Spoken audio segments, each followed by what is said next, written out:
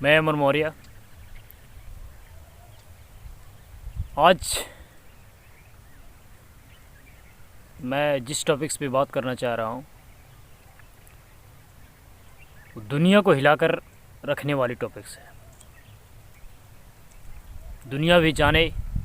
कि भारत की मिट्टी में कितनी ताकत है और भारत की मिट्टी पूरी दुनिया को अपने रंगों में कैसे रंगता है। सबसे पहले आप जानिए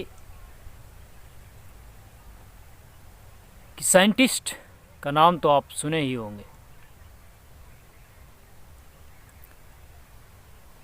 आप मुझे बताइए कि साइंटिस्ट कौन होता है।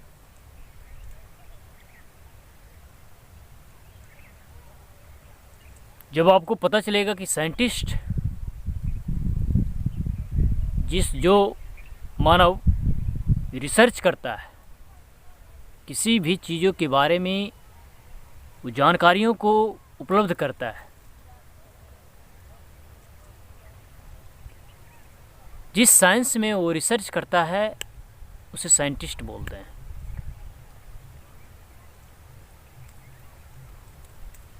या तो फिर आप किसी भी बुक या किसी भी नॉवल में आपने जो कुछ भी पढ़ा होगा रिसर्च के बारे में, आप मुझे कमेंट बॉक्स में बताइएगा और मेरे जवाबों को उसमें रिसर्च करिएगा कि मैं जो जिस टॉपिक्स पे बात कर रहा हूँ उसमें कितनी % सच्चाई है, सच्चाई होती क्या है। भारत की मिट्टी की यदि हम बात करें तो जब आपको पता चलेगा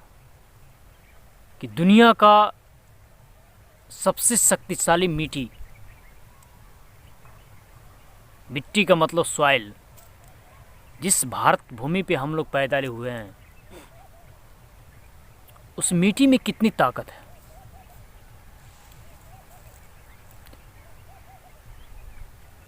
रिसर्च की बात करें तो आज की एजुकेशन सिस्टम के साथ भी हम उसमें थोड़ा सा जोड़ना चाहेंगे कि एजुकेशन के साथ आप रिसर्च पे कहाँ पहुँचते हैं, किस समय आप रिसर्च तक पहुँचेंगे। जब आप 1 क्लास से लेकर 12th क्लास तक की पढ़ाई करेंगे तो सिर्फ़ और सिर्फ आपको थ्योरी के माध्यम से आपको सिखाया जाएगा, बतलाया जाएगा कि आप किन चीज़ों के बारे में जानकारी प्राप्त कर रहे हैं। मान लीजिए कि हमारे पास यहाँ पे लीफ है, कोई पत्ता है, तो इसके आगे क्या होते हैं, पीछे क्या होते हैं, इसमें होते क्या है, प्रकाश संश्लेषण करता है, बारे में इसके बारे में सारी जानकारियाँ आप प्राप्त करेंगे। लेकिन उससे आगे आप ग्रेजुएट होते हैं, आफ्टर दैट आप PhD करेंगे। जब आप PhD की ओर अपनी पहली कदम को रखेंगे तो आपके दिमाग में या आपके माहौल से आप क्रिएट करेंगे और जानेंगे कि रिसर्च क्या होती है। और कुछ दोस्त आपके साथ बैठेंगे और बातें करेंगे कि आप ऐसे स्थान पे पहुंच गए हैं जहां से आपको रिसर्च करने की आवश्यकता है। आप किसी भी सब्जेक्ट में या किसी भी टॉपिक्स पे रिसर्च करके आप अपने बुक को पब्लिश कर सकते हैं लोगों के साथ। लेकिन आप जानिए कि जब तक आप 25 साल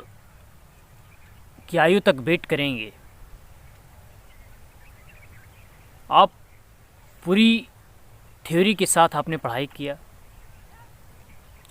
फिर उनके बारे में ज्ञान को अपने पास जो कुछ भी लिखा पढ़ा गया बुक में उनको आप जमा किए, अपने अंदर भरा है।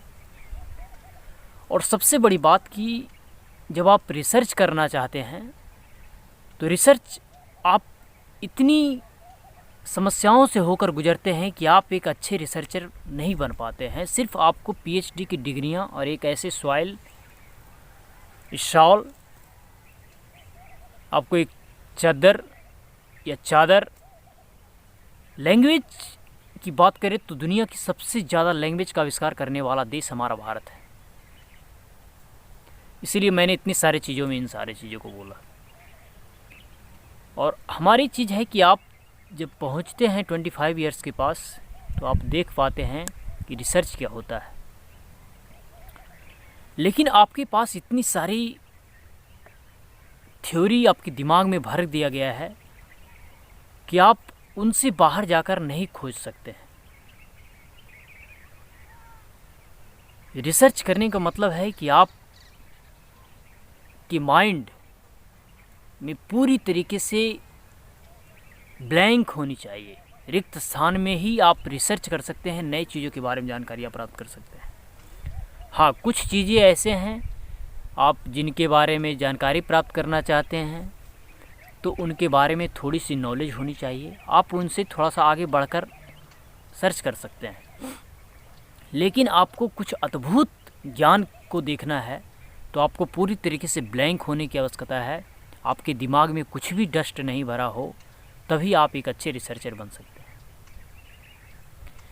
भारत की मिट्टी की बात हम इसलिए कर रहे थे कि भारत दुनिया का सबसे बड़ा, यदि आप किसी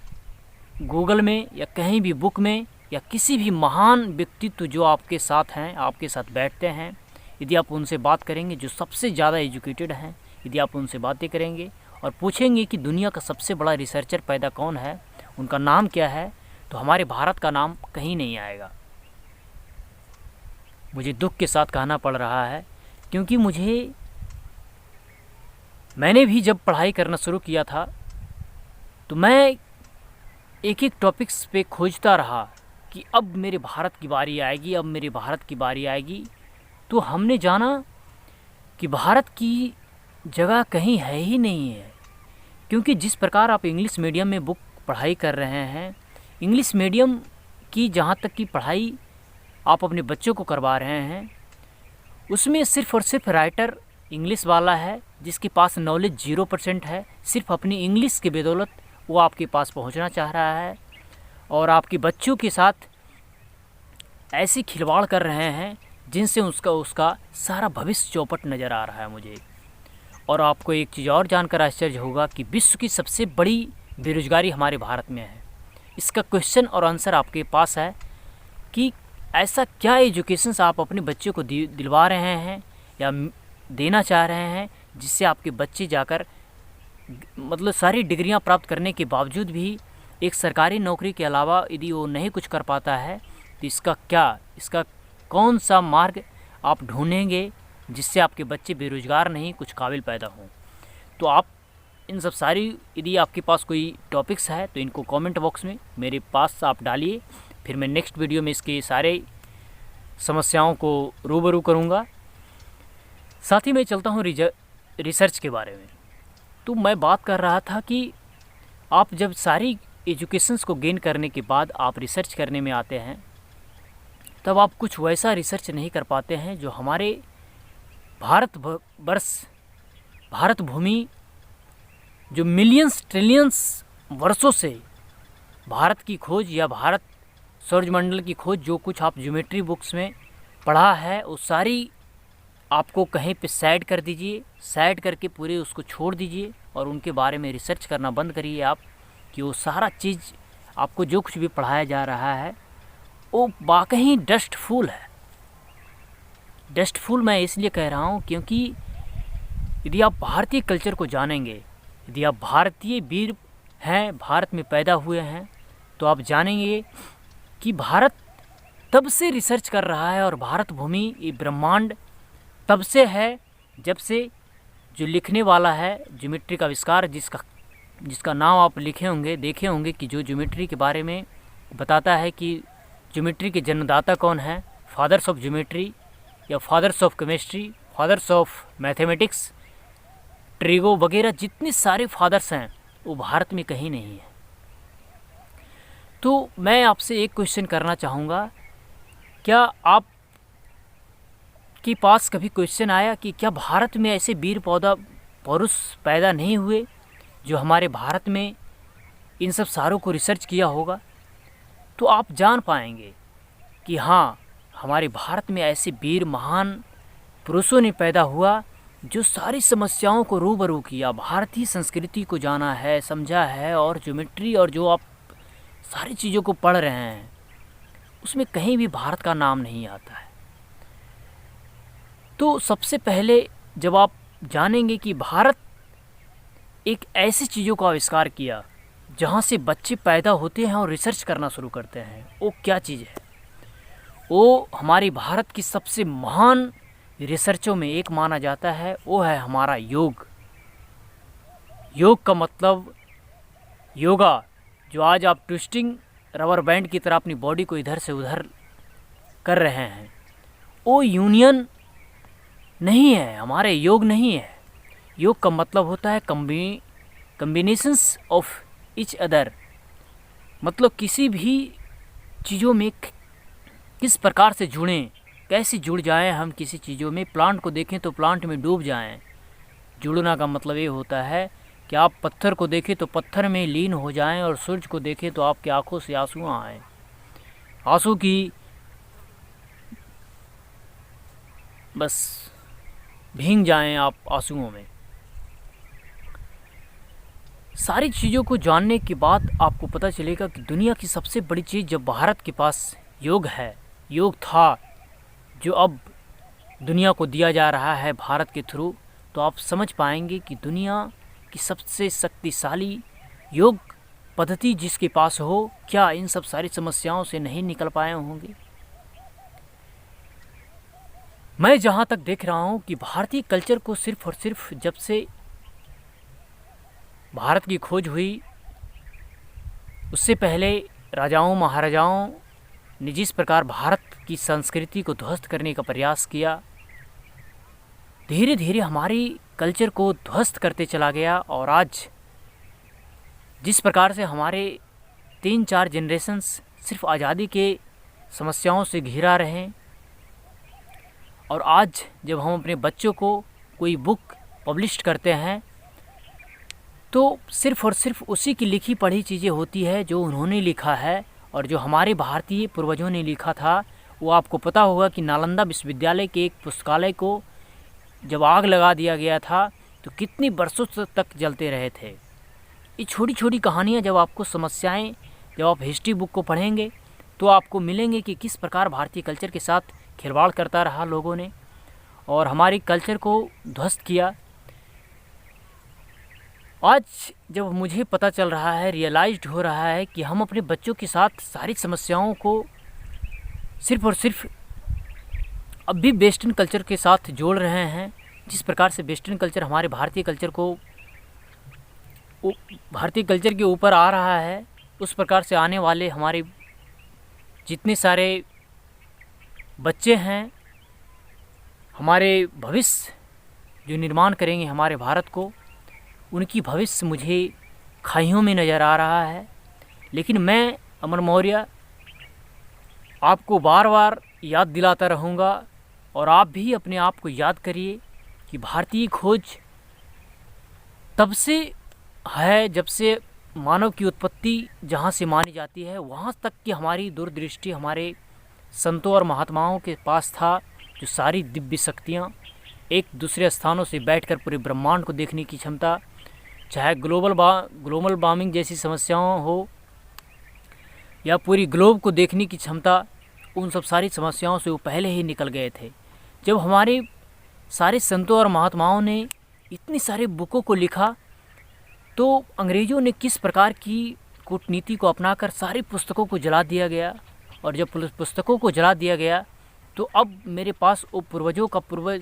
का पुस्तक नहीं है जिससे हम अपने बच्चों को दिखाएं कि हमारे पूर्वजों ने क्या किया है। लेकिन मुझे दुख है कि जिस प्रकार से आज का वेस्टर्न कल्चर हमारे कल्चर को ध्वस्त करने में पूरी तरीके से संलग्न है, और कुछ भारत के गद्दार बोलिए आप, या उनकी देखने की विजन क्षमता कम हो गई है, जिन्होंने अपने घरों में अपनी संस्कृति को बदनाम करने के लिए उनसे हाथ मिलाए हुए हैं, और सारी समस्या जो आज हम उनसे बाहर निकलना चाहते हैं, लेकिन कुछ भारतीय ही हैं जो हमारे कल्चर को बर्बाद करने में लगे हुए हैं। तो मैं आपसे कहूँगा कि आप अपने कल्चर को खोजिए, आप अपने कल्चर को रिसर्च करिए, और आप अपनी समस्याओं को मेरे क्वेश्चन बॉक्स यानी कमेंट बॉक्स में आप क्वेश्चन के साथ भेजिए, जिसको मैं अपने तरीके से आपको दिखाऊंगा कि क्या वाकई में हमारी कल्चर ध्वस्त हो रही है या लोग जिस प्रकार की ध्वस्त करने का प्रयास कर रहे हैं उन सब सारी समस्याओं से बाहर आएंगे। और मेरा वादा है कि मैं सेंट अमर मौर्य आपको नेक्स्ट वीडियो में बहुत ही अच्छी तरीके से सारी समस्याओं को देखते हुए, जिस प्रकार की समस्या से आज घिरा हुआ वेस्टर्न कल्चर हमारी भारत, उससे बाहर निकलेंगे और फिर से हमारी भारतीय कल्चर पूरे विश्व में अपनी एक पहचान के साथ आगे आएगा और फिर से पूरे विश्व को हम अपने भगवा रंग में रंगने का प्रयास करेंगे।